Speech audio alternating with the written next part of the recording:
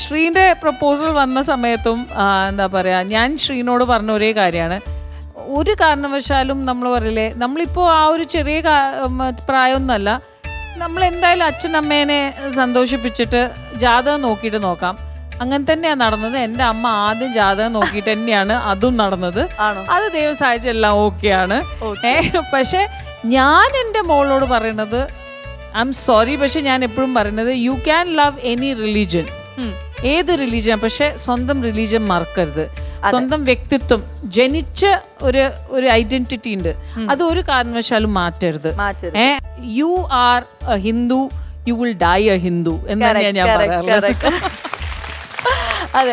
And ഈ ഇപ്പോഴത്തെ പ്രായത്തിൽ, ഇപ്പോഴത്തെ ജനറേഷനിൽ നമ്മുടെ കുഞ്ഞുങ്ങൾക്കാണെങ്കിലും, അതായത് ഒരു 10ലും അല്ലെങ്കിൽ ആ ഒരു പ്രായത്തിലാവുമ്പോൾ അവർക്കും ഒരുപാട് കല്യാണത്തെ കുറിച്ചുള്ള സങ്കല്പങ്ങളൊക്കെ വരാൻ തുടങ്ങി ചില ആളുകൾ. അല്ല, പക്ഷെ എനിക്ക് തോന്നുന്നു സ്വാസികയ്ക്ക് കുറെ കാര്യങ്ങൾ ഇപ്പോഴും പഠിക്കാനുണ്ട്, കുറെ കാര്യം.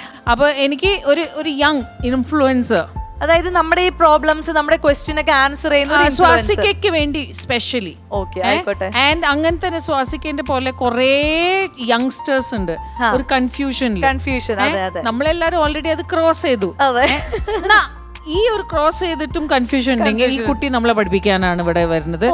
അപ്പോ ഇന്നത്തെ നമ്മളുടെ യൂത്ത് ഇൻഫ്ലുവൻസ് ഒരു സ്വാസിക കുട്ടിക്ക് പഠിപ്പിക്കാൻ വരുന്ന ഒരു ഗ്രീഷ്മ കുട്ടീനെ നമുക്ക് വിളിക്കാം. Let's welcome Greeshma on stage of super അമ്മയും മകളും.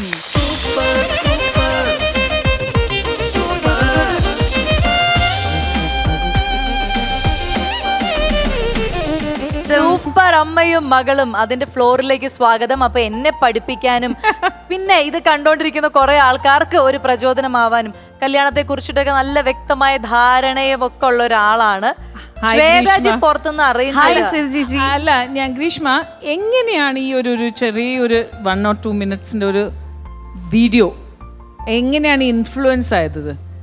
എങ്ങനെയാണ് ഈ വാക്കുകൾ എവിടുന്ന് വന്നു? അതൊക്കെ എങ്ങനെയോ വരുന്നു. പക്ഷെ ഞാനിവിടെ വന്നപ്പം പാവം സ്വാസിക ചേച്ചീനെ എല്ലാവരും കൂടെ ടോർച്ചർ ചെയ്യുന്നുണ്ടോ, കല്യാണം കഴിക്കണം. പക്ഷേ ചേച്ചി, ഞാൻ പറയാം, എന്റെ ഈ ഷോ കഴിഞ്ഞിട്ട് പിന്നെ ആരും ചേച്ചീനെ അങ്ങനെ നിർബന്ധിക്കത്തില്ല. ചേച്ചി ഇഷ്ടമുള്ളപ്പോ കെട്ടിയാൽ മതി. അങ്ങനെ ഞാൻ വിചാരിച്ചു ഈ ആരും കെട്ടില്ലാതെ പറയണത്. അങ്ങനെ പറയരുത്. ഇല്ല, ഞാൻ എന്നെ കല്യാണം വിളിക്കാം. ഞാൻ ഇഷ്ടമുള്ളപ്പോ കല്യാണം കഴിച്ചാൽ മതി എന്ന് ആക്കി തീർക്കും. അല്ലേ? ഓക്കെ. ശരി. എന്തായാലും ഒരുപാട് പേരെ ഇൻഫ്ലുവൻസ് ചെയ്തിട്ടുണ്ട്. കല്യാണത്തെ കുറിച്ചിട്ട് ഡൗട്ടുള്ള ഒരുപാട് ആൾക്കാരെ ഇൻഫ്ലുവൻസ് ചെയ്യിപ്പിച്ച ഒരാളാണ് ഈ ഗ്രീഷ്മകുട്ടി. അതായത് നമ്മുടെ സോഷ്യൽ മീഡിയയിൽ റീൽസിലൂടെ ഭയങ്കര വൈറലാണ്. പാരഡി, കല്യാണത്തിനെ കുറിച്ചുള്ള ചില കൺസെപ്റ്റ് ഒക്കെ ഇങ്ങനെ പാരഡിയിലൂടെ കേൾക്കുമ്പോൾ നമ്മൾ തന്നെ വിചാരിക്കും, ശരിയാണല്ലോ, കൊള്ളാലോ, ഇങ്ങനെ വേണം എന്നൊക്കെ നമുക്ക് തോന്നും. ഇന്നിപ്പോ എന്താ പറയാൻ ഉദ്ദേശിക്കുന്നത്?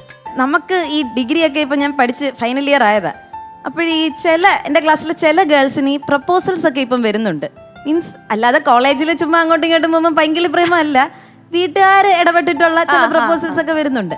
അപ്പൊ ഇവർക്ക് കുറച്ചുകൂടെ പഠിക്കണം, ജോലി കിട്ടണം എന്നൊക്കെ ആഗ്രഹം. പക്ഷെ ഇവരുടെ വീട്ടുകാരെ കാട്ടി ആദ്യം ഈ നാട്ടുകാർക്ക്.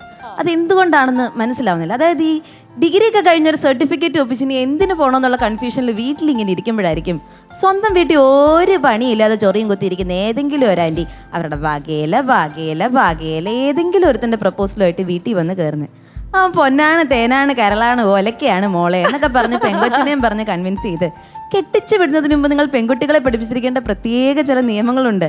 കല്യാണം കഴിഞ്ഞൊരു വീട്ടിൽ ചെല്ലുമ്പോ വീട്ടുകാര് നിന്റെ ദൈവമാ മക്കളെ ഒരു പറയുന്നതൊക്കെയും അക്ഷരം തെറ്റാതെ നീ അങ്ങ് അനുസരിക്ക്.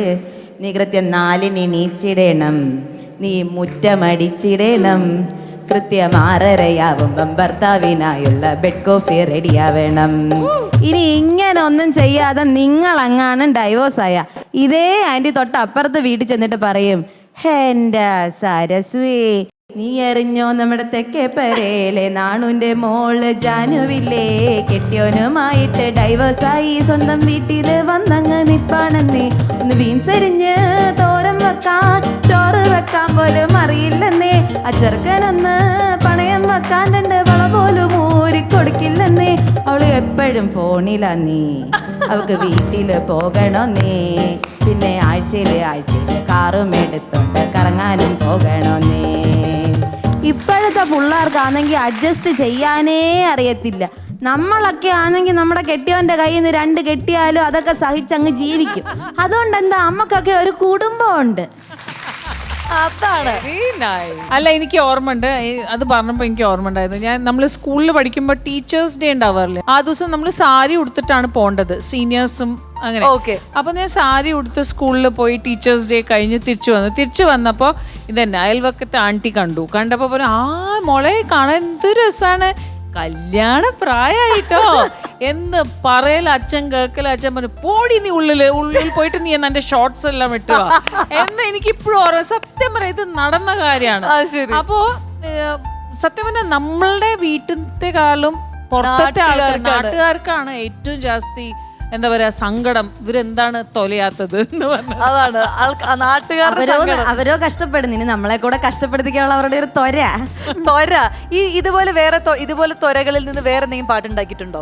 അതായത് ഈ ചില ആൾക്കാര് ലോൺ എടുത്ത് കാറ് മേടിച്ച് സ്വന്തം മോളെ കെട്ടിച്ചു വിട്ട ശേഷം ചാരുകസേലയിൽ ഇരുന്ന് വിശ്രമിക്കുന്ന ചില കേരള ഫാദേഴ്സിനോട് മോളുടെ കല്യാണമൊക്കെ എങ്ങനെ ഉണ്ടായിരുന്നു എന്ന് ചോദിച്ചാൽ, പൈസയൊന്നും ഞാൻ നോക്കിയില്ല, വീടിന്റെ ആധാരം നോക്കിയില്ല, 100 പവനും ഒരു കാറും എടുത്തന്നെ മോക്കേ.